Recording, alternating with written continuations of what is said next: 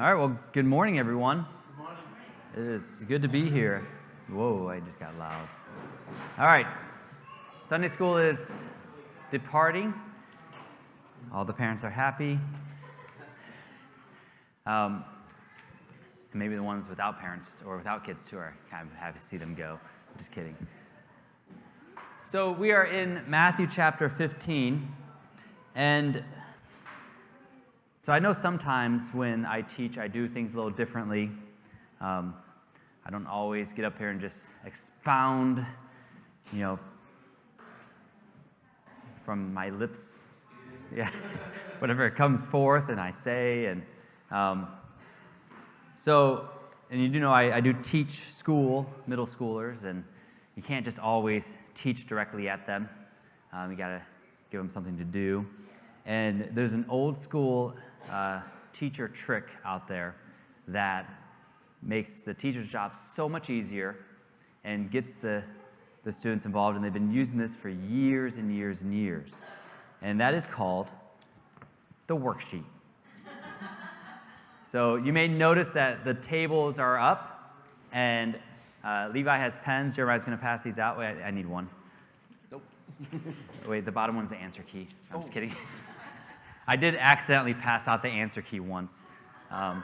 It was stapled to the last test.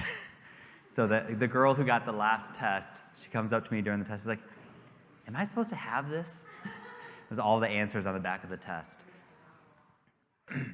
So that is why the tables are up, so people can have stuff placed to write on. Jeremiah and I were talking about, do you guys prefer the tables? Who likes tables? Everyone but Rick. You can sit there. Okay. So I like the tables. It gives me a place to write on and put my Bible on or my tablet. Yes, and then I'm already halfway done putting all the tables away, so we're good. So the first thing we're going to do before we get into this, before any teaching happens, is we're going to do what's called an anticipation guide. And I've provided 4 statements, and the statements are a little vague, okay, in a way that, you might not be sure about your answer. So don't feel like you have to get this correct, because you can change your answer whenever you want. And so all you have to do is simply, do you agree with the statement, or do you disagree with it? So I don't know if I have to read them to you. I normally do for middle schoolers. I would have to read it to them. But go ahead and spend a minute just writing for those 4 statements at the top. And you don't have to fill out the rest of the page. Just the top, the first 4. Do you agree or disagree with each statement? So put a check mark or an X or smiley face, whatever you want. I think most people have filled in some answers. And at the end, we can go back over this as part of our discussion of whether we agree or disagree with each statement. But let's go ahead and begin by getting into the passage, Matthew 15, verse 21 through 39. Now, if we remember, we just finished a teaching section on Jesus, a small teaching section about honoring your father and your mother, and traditions that they had to get around the law. And before that, we had the walking on the sea, the feeding of the 5,000. John the Baptist has recently been executed. And now we are in another narrative section of Matthew. And we're going to begin with the first part, which deals with the Canaanite woman. So I'm going to read the first couple verses, and we will look at this first section. The Canaanite woman. This is 15:21. And Jesus went away from there and withdrew into the district of Tyre and Sidon. And a Canaanite woman from that region came out and began to cry out, saying, "Have mercy on me, Lord, Son of David. My daughter is cruelly demon-possessed." But he did not answer her a word. And his disciples came and implored him, saying, Send her away, because she keeps shouting at us." But he answered and said, "I was sent only to the lost sheep of the house of Israel." But she came and began to bow down before him, saying, "Lord, help me." And he answered and said, "It is not good to take the children's bread and throw it to the dogs." But she said, "Yes, Lord, but even the dogs feed on the crumbs which fall from their master's table."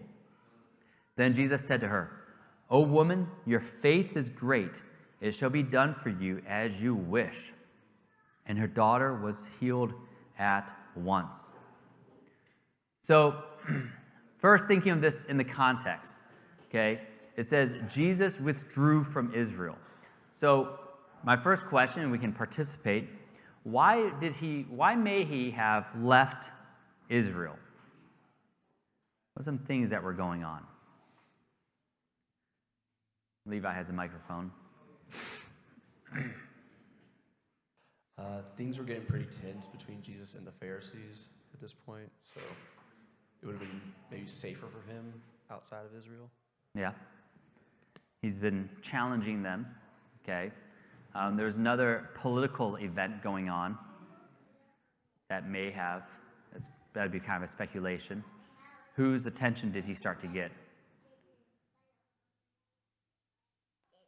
The Romans. The Romans. Herod started hearing about him, and Herod had executed John, and then he's hearing about Jesus, and he's saying, "Is this John resurrected?" So perhaps there was danger there because of, the political aspect of this man's replaced John. Is Herod going to do the same thing to him? But anyways, just a quick little context of that. He's left Israel, okay? And he has gone north and is now in the land of the Gentiles. Now, I did put a map up there so you can kind of see where he's been. So his ministry was in Galilee. You have there the Sea of Galilee where he was in Capernaum. We've talked about that. And if you notice, Tyre and Sidon are way up north, okay, along the coast of the Mediterranean Sea, approximately 50 miles. Now, that's an easy drive for us, okay, but it would not have been, it's not just an easy walk, okay? And so we have to assume that some time has passed between when he left Galilee and made it up to Tyre and Sidon, so they did some traveling. And just while I have the map up here, and what we're talking about today, he's actually going to be in Tyre and Sidon, and then he's going to come back down to the Sea of Galilee, but he won't be in Galilee. Okay, so if you try and kind of imagine, he's going to probably stay to the north and cross over somewhere. I don't know, all those little vein water parts, he could probably get around that. And he's going to come down and about where Hippos is, I think that's where he ends up later, okay? Mark says he was in Decapolis, which is the 10 cities. That's the purple area down there. So he's going to end up in that part. So today, when we focus on our message, I want you to remember he's not in Israel amongst the Jews, but he's with the Gentiles now. And it's almost like he's avoiding that area. And so we also have to assume if he went from, Syria, it actually Sidon and Tyre, that's I think where Phoenicia is also, that region. And so he's going to come down and he's going to probably take a long time traveling to Decapolis also. So, I mean, we literally could have between chapter 14 to the end of 15 months taking place. So it's kind of an interesting chronological, and I'll tell you about something later that I read. I don't quite agree with, but someone in a commentary noticed that the climate may have changed from like summer to winter or something like that too. So I think it's speculation though.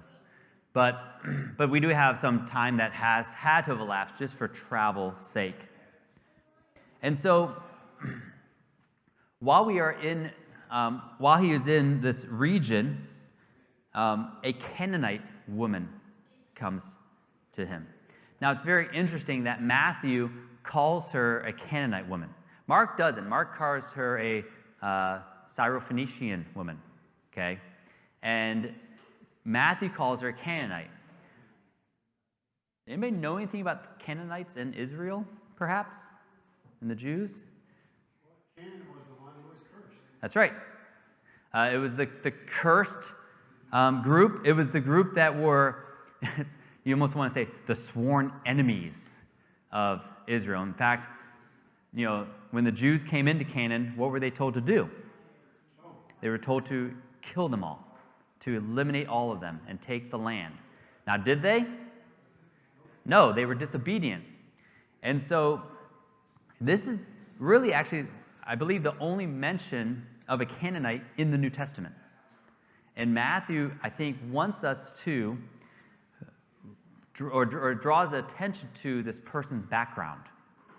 And so this person is not a Jew, is not from Israel, okay, but is a Canaanite and is there, in a sense, as a result of Israel's disobedience.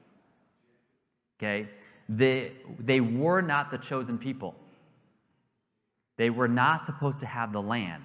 They were not supposed to occupy the land. And so this person is the complete 180 or opposite of the Jew. And that's the person he meets while in Tyre and Sidon. Okay? And, she comes up to him. And why does she come up to him? Does anybody remember? I just read it like 10 seconds ago. That's right. Her daughter is possessed by a demon. And you have this very interesting narrative that to an average reader, maybe the first time, one of the few times I read it, it just doesn't seem characteristic of the whole gospel. Because she comes up, she's screaming about her daughter, begging for mercy, compassion from Jesus, and he ignores her. He doesn't respond. And his disciples are like, hey, let's just send her away, okay, because she keeps shouting at us. Let's get rid of her. And he answers them and he says, I was only sent for the lost sheep of the house of Israel, which makes you think that the disciples are implying, just heal the daughter and get rid of this girl. And Jesus says, I was only sent to the lost sheep of the house of Israel. He wasn't sent for the Canaanite woman. But she doesn't listen to that, or maybe she didn't hear that, it doesn't say, but she comes up and she bows down to him, and the word there is she worships him and says, Lord, help me. And then you get the crazy response again. He says, it is not good to take the children's bread and throw it to the dogs. I mean, that seems cruel. The term there for dogs, it's only used here in Mark, really.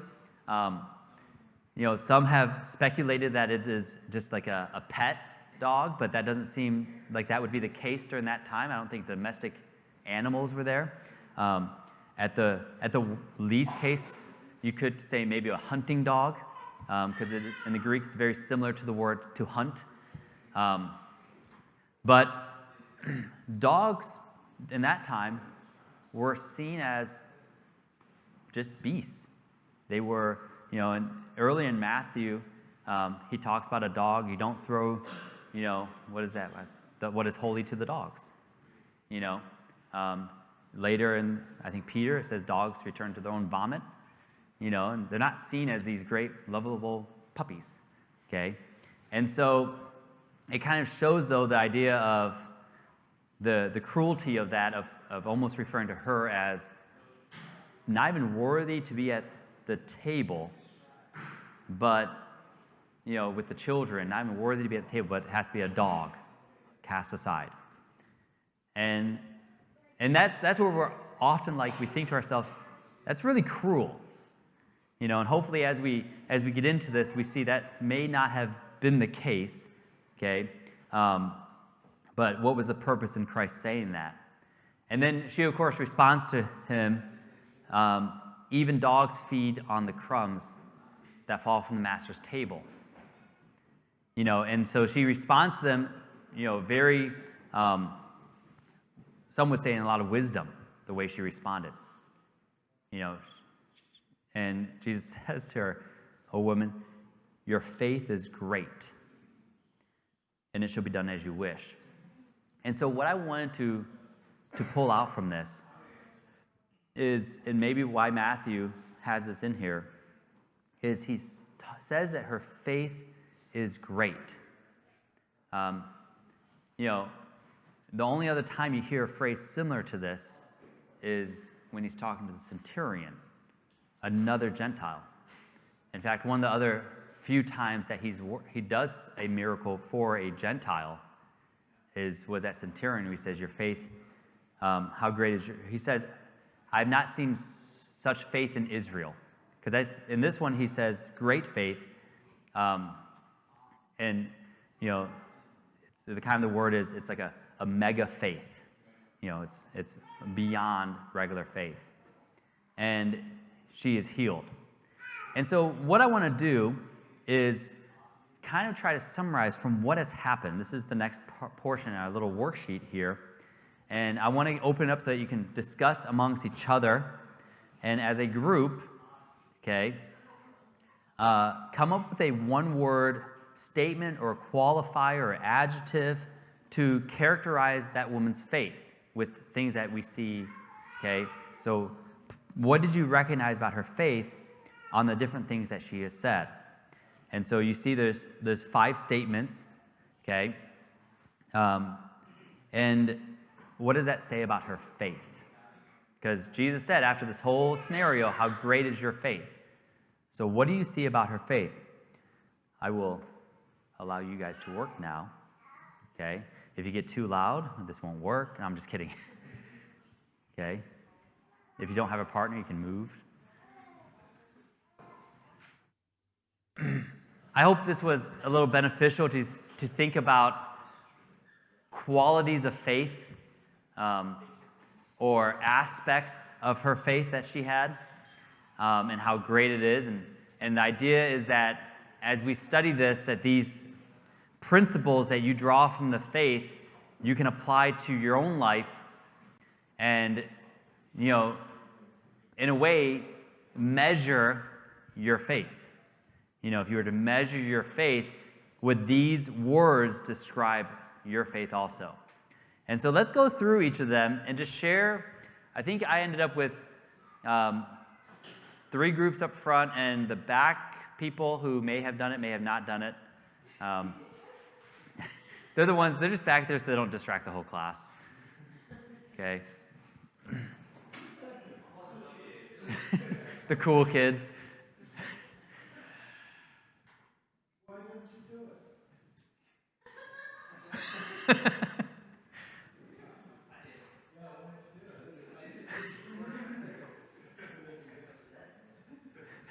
All right. So the first phrase, when she comes, she says, "Have mercy on me." Also translated, "Have compassion on me." What did you write for that one? Start this table. You shout it, I'll repeat it. Oh, what was it? Okay, some of the ones you had. Desperate, pleading. This group, a couple words. Humility. Sparing. Okay, anyone in the back? Forgiveness. Okay, looking for forgiveness. So, in what we see here, the humility, okay, the desperation of her cry, okay, she sees that it's not within her to be able to do it. I mean, it's not in her ability. She cannot heal her son. And so in her desperation, she pleads to Christ for the healing. She comes to Christ for the healing. So you see there the aspect of her faith, and that it wasn't she wasn't able to do it herself, and the reliance would be on Christ. The next one is Lord, Son of David, which I thought was a good one. Recognition, respect, belief or acknowledgement. Acknowledgement, yeah. We see the respect, and we see that recognition. You know, her faith is in the right direction. It's towards the correct thing, or person, I wouldn't say. I mean, imagine where she's gone to already for these healings. Where would she have gone? She would have gone to her people's idols. She would have gone and looking for a place to anything, the doctors or the medical people or the false religious beliefs, and she wouldn't find the solution there because her faith was and would be that if she was, it would be misguided. Because you can have faith in the wrong thing. You can have faith in nothing. You know, we hear of some things people talk about what they believe in, you know, and if it's not Christ, it's not the correct faith. It's not good. It's not great. And so her faith had to be in the right person. You know, I do not believe that this passage in nature is talking about salvation. But part of salvation is to believe in the right person. You know, not just to believe that, oh, you know, I was talking about this the other day. It's not like, oh, I believe in God, but not knowing who he is or not knowing his son, Jesus Christ.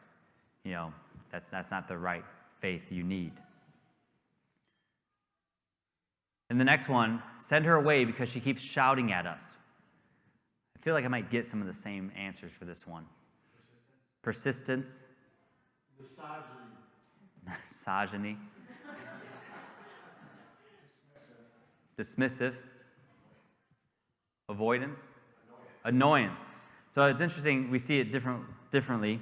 Some of you answered how Jesus or the disciples felt, you know.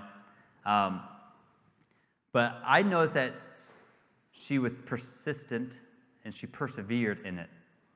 And be careful when I say persevere around people around here. I don't want to get into some theological debate here. Okay? But she was unyielding in it. She kept shouting. She kept pleading. She kept asking for mercy. So you're looking at her. I'm looking at her. When I said beside me, I was looking at The disciples. the disciples. Right, who were like, oh, she's not a part of us at all, get rid of her. You know, which sometimes our reaction to that, we don't want to, people are showing faith and we kind of like, oh wait, they're kind of annoying us instead. But her faith is, like we were saying, it's persistent, it's ongoing, okay? It's unyielding.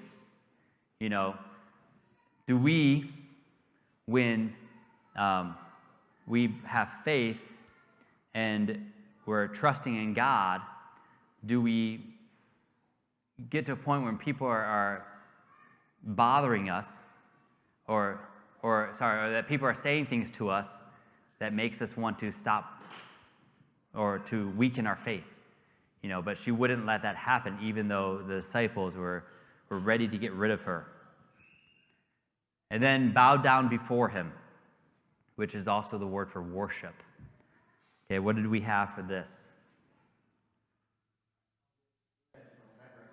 Reverence, humility, submission, honor. In the back, anyone in the back? Humble. Yeah, you see her reverence and her, you know, coming to him in worship as a part of her faith. You know, as a part of her faith, she came knowing that she was nothing and he was everything. You know, imagine how she felt.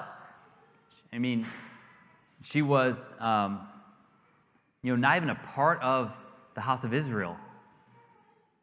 And she comes, I'm assuming she had heard about this. I think some of the there were miracles done in this area, okay? Because Jesus says if the miracles had been done there, that were done in, or if he says in Capernaum, if they had been done in Tyre and Sidon, they would have believed. He talks about that earlier. And so the reference of knowing him and her faith that she has in him, and the recognition that she comes to him with nothing to offer of herself, and the humility that she comes. And when we have faith, our faith, we recognize it's because we can't. We are unable. But we come to him because he is able, and we worship him because of that. And then the last one, but even the dogs feed. This was after he said, you don't throw the children's food to the dogs. She responded, but even the dogs feed. What do we have?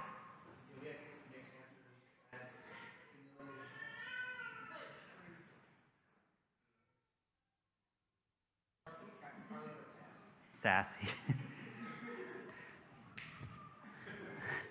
Anyone over here?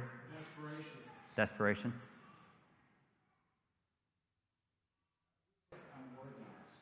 Okay. Contentment for taking the little, that, not expecting to be everything. I like that. Yeah, so even the dogs feed. She recognized, and we see the humility, that she's like, you're correct. I'm not a part of the house of Israel. She recognized that she didn't deserve the children's food, but was still asking for the blessing, was still asking to be helped. She desired, the healing, and knew that this man offered it. And when she started realizing he's only going to work with Israel, and that she's not that, she asks, and she's persistent. She comes to him with reason. She doesn't let that phrase dissuade her. Sometimes when, and an overall picture of this is, actually, what do we think Christ was doing, though? I meant to ask that. Why did he say that? Why did he say, send her away? Or not send her away, but I'm only for the children of Israel. And why did he say that, you don't feed the bread or the children's bread don't feed it to the dogs? Why did she say it? What was he doing? Have you picked up on it yet? Well, I just think he's testing her. Hey, I think you were going to say, yeah, he's testing her. Okay? He was testing her faith. It was for one thing for her to, first, be ignored. And then the second thing to be told, this isn't for you. And the third thing to be said, you're basically a dog. And for her to continue in the faith, even when she was being tested. And I think as a message for us, our faith is often tested, through many different situations. I'm sure there's been times when you've been talking to people and they don't believe, and they mention something. They'll be like, well, what about these contradictions? Or they'll be like, well, how does this fit into it? And I'm sure you've had instances where you've been just like, I don't know what to say. I don't have an answer for that. I mean, maybe your faith was challenged, and maybe your faith was tested. You might not have the answer. You might not have the solution, but our faith is often tested. And are we like the Canaanite woman who responded appropriately? And, I like how she even still says, Lord, in her answer. She says, yes, Lord. okay, and still asks for it. So, in times when things are difficult, our faith is tested. And it wasn't until after the test that Christ says, "How great is your faith?" It wasn't until after the test that he said, "How great is your faith?" Now, as we move on, he's still in with the Gentiles, but it says here that he's going to depart from there. And in the next section, we have a very short section I want to talk about because I want to connect it to what we were just talking about a minute ago. It says, departing from there, this is verse 29. It says, departing from there, Jesus went along the Sea of Galilee, and having gone up on the mountain, he was sitting there. And large crowds came to him, bringing with them those who were lame, crippled, blind, mute, and many others. And they laid them down at his feet, and he healed them. So the crowd marveled as they saw the mute speaking, the crippled restored, and the lame walking, and the blind seeing, and they glorified the God of Israel. So we now have more healing among the Gentiles. Okay? It says, Jesus returned to the Sea of Galilee. He's sitting up on the mountain, and as I showed you that map before, he's probably on maybe the west side now. Okay? No, wait. East side now. Okay? Of the Sea of Galilee. He's not in Israel. And we have hints that the Gentiles are now being healed. And, and Matthew alludes at this because he says they worship the God of Israel, which is a phrase that he would use to mention that these Gentiles are now worshiping the Son, or the God of Israel. Well, here's the thing, though. Okay? Here's the thing. He had just said his ministry was not to Israel. He said his ministry was to Israel, not the Gentiles. And then Matthew shows him that he was actually healing the Gentiles. Now, he had left Israel. In Israel, people were starting to give him a tough time. The Pharisees were challenging him. He had been in some places where he said, "How little is your faith?" And he comes now to the Gentiles, and this first woman introduces the mindset of how the Gentiles were. They were believing. They were glorifying the God of Israel. And so what we see here, and what I feel is one of the thrusts of the passage, is the Gentiles are partaking in the blessings that are given to Israel. Jesus was sent, okay, if you look at the promises, who was the promise given to of a Messiah? Which nation received that promise? Israel, okay? Abrahamic covenant, Israel. Davidic covenant, Israel. They were all given to Israel. And when Jesus came, he came to minister to Israel. But here we see the blessings, the healings given to the Gentiles. And so as we go into the next passage, we're going to see that the Gentiles are also referred to as partakers of the promise. They were not given the promise, okay? They weren't given the promise, but they are partakers of it.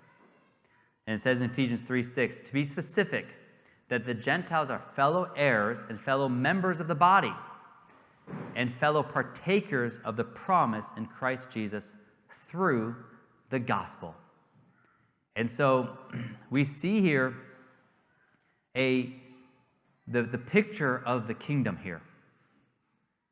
See, the future kingdom was not promised to the Gentiles. It was promised to Israel. But the Gentiles will also be a part of the kingdom. Go ahead. I'm talking future kingdom. If you say my main point, I'm just kidding. Oh, man. No, I was just going to say that it's interesting that it highlights that Jesus was up on a mountain, the people came up to him, right?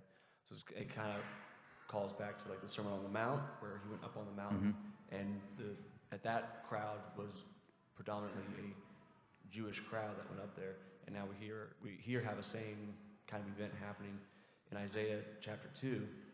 There's this prophecy that says, it shall come to pass in the latter days that the mountain of the house of the Lord shall be established as the highest of the mountains, and shall be lifted up above the hills, and all the nations shall flow to it, and many people shall come and say, come, let us go up to the mountain of the Lord, to the house of the God of Jacob, that he may teach us his ways, and that we may walk in his paths. And so we have Matthew, the author, kind of using the situation, if you will, and writing in such a way that he's painting a narrative that's showing fulfillment of this Isaiah prophecy, that the Gentiles and the nations also go up on the mountain of God. Right, which reminds us how in the ministry of Christ we see glimpses into that future kingdom, in some of his teachings and some of the things he did.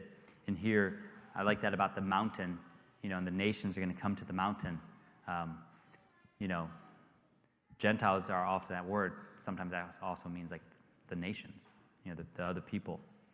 And then what I wanted to point out is the Israels were promised the kingdom, okay? But how was it that the Gentiles became partakers? And we see that in the Canaanite woman. How did the Canaanite woman become a partaker in the blessings? Because of her faith. The Gentiles could only partake in that because of their faith. And then we learn, as we read the rest of the New Testament, that is true for everyone. That even Israel has to come through faith. And that was the gospel, was to believe in Jesus Christ. If you want to be a part of the blessings, a part of the promise, a future kingdom, eternity, eternal life, it was all about faith. And your faith had to be in Christ. Moving there, we see another miracle, and often this miracle, it sounds like a repeat, right? Jeremiah could probably get up here and talk about this, because he's talked about the feeding of the 5,000 a couple weeks ago, or maybe a couple months ago. And so we have a feeding of the 4,000. Now, he's still up on the mountain. He's still in the Gentile nation. And he says in verse 32, and Jesus called his disciples to him and said, I feel compassion for the people, because they have remained with me now 3 days and have nothing to eat. Oh, wait, I'm going to stop here, okay? As I read this, you may want to jot down some things that if you remember Jeremiah's message, okay, or you can look back at the previous chapter, Matthew 14, you might see some things that are the same about the feedings and things that are different. That's called the Venn diagram there. How many of you do not know how to do a Venn diagram? You should be ashamed of yourselves. Okay? Okay. So, everyone likes a good Venn diagram. And so, anyways, compassion for the people, because they have remained with me now 3 days and have nothing to eat. And I do not want to send them away hungry, for they might faint on the way. The disciples said to him, where would we get so many loaves in this desolate place to satisfy such a large crowd? And Jesus said to them, many loaves do you have? And they said, how many loaves do you have? And they said, 7, and a few small fish. And he directed the people to sit down on the ground. And he took the 7 loaves and the fish, and giving thanks, he broke them and started giving them to the disciples. And the disciples gave them to the people. And they all ate and were satisfied, and they picked up what was left over of the broken pieces, 7 large baskets full. And those who ate were 4,000 men, besides women and children. And sending away the crowds, Jesus got into the boat and came to the region of Magadan. Okay? So that was the passage, and we're at the feeding of the multitude. So if you would, okay, you have a Venn diagram, and I think you guys did well kind of filling this in together. I'm going to leave part of the passage up in case you want to reference. But if you look in Matthew chapter 14, what verse does it start at? I think 12, 13. Okay, you will see the feeding of the 5,000. Okay, so I'll give you one of them just to help you out. The feeding of 5,000 was in Israel. Okay, were for the Israelites. And then the 4,000 were Gentiles, or a Gentile nation. You can say Decapolis if you want to be more specific in where they were. But just jot down some things if you notice that the same and different. Yeah, you can do it together. I'm getting close to being out of time, so this is the last part. Trust me.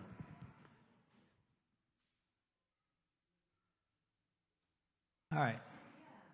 Let's start sharing some answers so that we can all have the sheet filled in. Let's start with differences. Okay, I like starting with differences. What are some things that happen so that you would put on the left and the right, so not in the middle circle? Okay. 5,000 and 4,000. Okay, what were some of the things that were different? The amount of loaves was different. Okay, the amount of loaves were different. Yeah, 5,000 had 5 loaves, 4,000 had 7 loaves. The leftovers were different. Okay, you had 12. 12 and 7. Okay. The Yep, the amount of people are different. Tammy brought up that for the 5,000, the disciples came to Jesus and asked, sent him away. And the 4,000, Jesus initiated, Yep. had compassion. Number of days.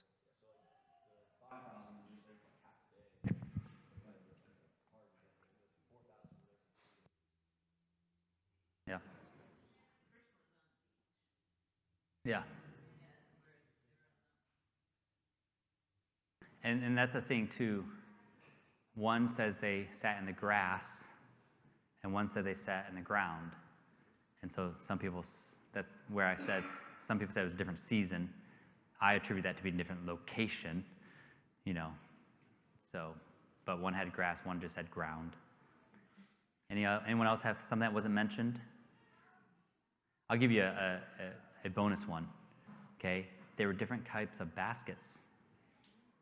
In Israel, the 5,000, it's a specific basket they were referring to that was used for.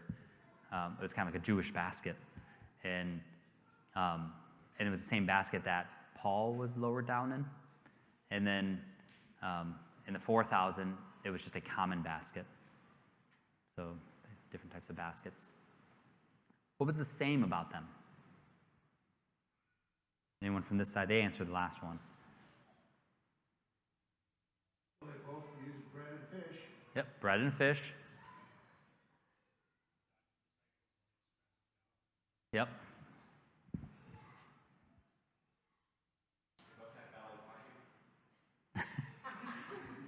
Okay. They were all full. Yep, they were all full. Okay. Jesus healed the sick on both instances as well. Yep, there was healings right with both of them. Good. I like that one. Surplus in both. There was extras, leftovers. Yeah. So you have that wilderness concept. Also blessed the food beforehand. Okay. Did he do it on both? Yeah, he blesses one and gives thanks on the other. Yeah, which it's interesting. Okay, brings me to another point. Okay, well, good. So, what are some things that we draw out of this? Okay, when we draw out of this, we see the similarities between the two. We see the differences, and the differences are slight, but there are a lot of similarities. And the importance of this, as we've been talking about, as the Gentiles receiving the blessings just like the Israelites. In fact, they receive the only time in the New Testament this miracle happens, okay, is at the 5,000 and 4,000. Okay, that's why as kids we were confused on which one was which, because they're very similar. and you have the 5,000 and 4,000, and what you see is the Israelites got this major blessing, and so did the Gentiles. They got this major blessing also. And as we wrap up, we're seeing a small picture of a ministry that happened to the Gentiles, that Jesus was ministering to the Gentiles. And I also thought it was interesting, with what do we see here? As Jesus wrapped up this ministry to the Israelites, he ended with the feeding of the 5,000. Okay? And he fed them bread. It says he broke the bread. Okay? And he also blessed the bread. And then he goes to the Gentiles, does some ministry there. And then it points out again, he gives thanks and he breaks the bread and shares it with them. It seems to me that we're seeing here a common theme as Jesus is ending two different ministries. And what we have is a third time. There's one other time where we see Jesus, actually not one other time, there's two more, but we see Jesus breaking the bread, or giving thanks for it, breaking the bread, and sharing it. Was what he did when he wrapped up all of his ministry before he died. And so we see here a little foreshadow of the Lord's Supper. And then, interesting enough, I believe he does it again after the resurrection, after another ministry is finished. And he breaks the bread and shares it. And so when we come weekly to break the bread, it reminds us of the ministry that Jesus did. It reminds us that he provides. Another point I wanted to pull out, as we've been looking at Matthew, and he is the greater Moses, the Israelites were provided for when they were in the wilderness with the bread, with the manna. And that was only given to the Israelites. But here we see the provision being given to the Gentiles now. And we start to see that Christ did not come only for the nation of Israel, but that he came for the nations, the Gentiles. And we have the blessings through faith. Galatians 3:14 says, in order that in Christ Jesus the blessing of Abraham might come to the Gentiles, so that we would receive the promise of the Spirit through faith. And so, as myself being a Gentile, I come to him through faith and receive the blessings through faith. And how great our faith needs to be. We see what Christ is doing. We see his work. We see his ministry. We see how he has changed us. And it should inspire us to have more faith, to trust in him, to grow closer to him. And that's what it is. That's what we see here. We see a people who believed. And I just want to encourage you guys, don't give up on the faith. Don't waver. Be persistent. Come with humility. Come desperately to God. Okay? And he is there. There may be trials and tests in our life. There may be difficulties. But, he will provide. He will provide. Let's pray. Heavenly Father, I thank you for the provisions that are given in Jesus Christ to us. And I pray that when we are tested and tried, that our faith will be seen as great. I pray that our faith will be pointed in the right direction, that our faith will be as the Canaanite woman's was, that will be described as being great, that will be described as being faithful to you, unwavering in our beliefs. And I pray that we will see the blessings that you provide as we greatly anticipate the future kingdom that we are now partakers of, that we can trust in your promises every day as we go forward. So again, thank you for this time, and I pray that you will bring reminders to us of the faith that we have in Jesus Christ. In his name.